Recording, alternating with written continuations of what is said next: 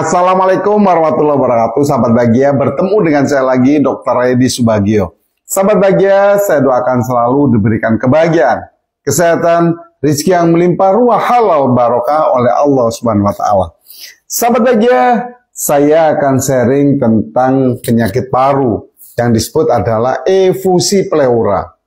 Jadi pleura itu apa sih sebenarnya? Pleura itu adalah sebenarnya selaput ya, yang meliputi selaput itu menyelubungi dari paru-paru dan ada batas ke dinding rongga dada, itu pleura.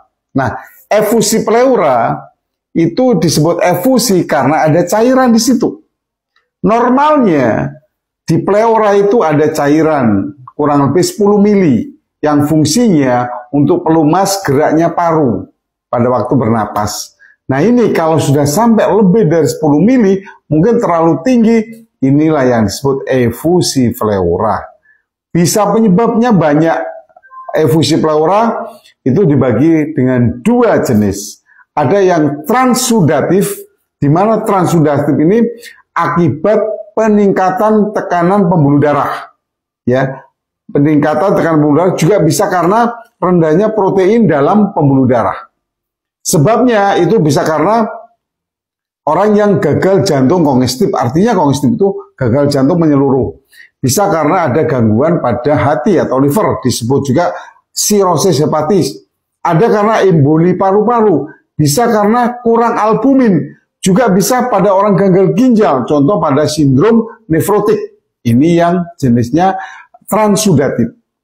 Ada jenis yang kedua namanya eksudatif. Eksudatif ini biasanya berhubungan dengan penyakit-penyakit yang sudah infeksi.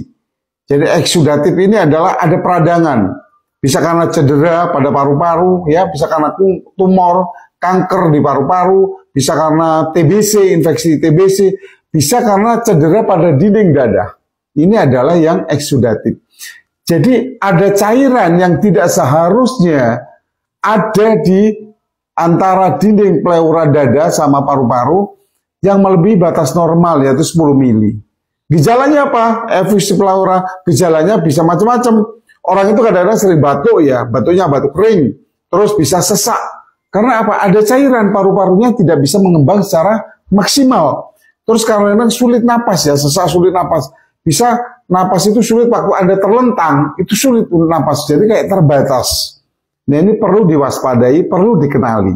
Nah, apa yang harus dilakukan dok? Yang harus dilakukan adalah biasanya secara medis, ada yang namanya itu torakosintesis. Torakosintesis itu dicoblos pakai needle, ya jarum, untuk mengeluarkan cairannya, supaya cairannya berkurang. Ada yang namanya chest tube. Chest tube itu memasukkan drain atau kateter untuk mengeluarkan cairannya. Tapi otomatis, ya, pasti ada penyebab-penyebab penyakit menjadi efusi pleura ini yang saya sebutkan. Bisa infeksi, bisa tumor. Nah, itu nanti kalau pengobatan dengan saya bisa menggunakan pakai nutrisi sel, ya, menggunakan pakai nutrisi sel yang insya Allah bisa membantu. Mulai pengobatan dari hulunya di lambung sampai di tempatnya, di hilirnya tempatnya sakit. Dan dalam pendampingan saya, insya Allah akan bisa bermanfaat buat Anda dan penyembuhan buat Anda. Mudah-mudahan bisa bermanfaat. Wassalamualaikum warahmatullahi wabarakatuh.